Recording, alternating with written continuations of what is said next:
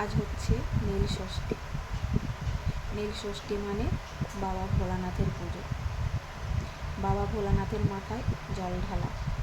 আর দুদিন পর আমাদের বাংলার নতুন বছর শুরু হবে, মানে পয়লা বৈশাখ। পয়লা বৈশাখ থেকে আমাদের বাংলার নতুন বছর শুরু হয়।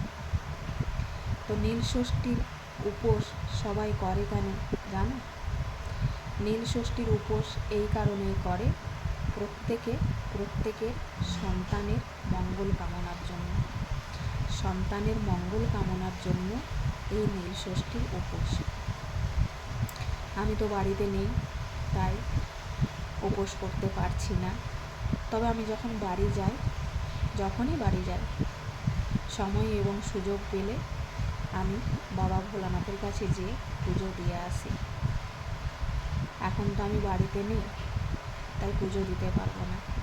তাই কাজের জায়গা থেকে, মানে এখান থেকে আমি বাবা ভোলানাথকে মনে মনে স্মরণ করব আর আমার সন্তানের মঙ্গল কামনা করব।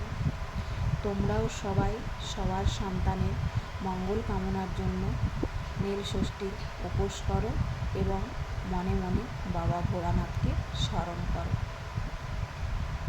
তো চলো, সবাইকে জানাই শুভ সকালের শুভেচ্ছা, গুড মর্নিং। আজকের দিনটা, মানে এই নীল ষষ্ঠীর দিনটা সবার ভালোভাবে কাটুক।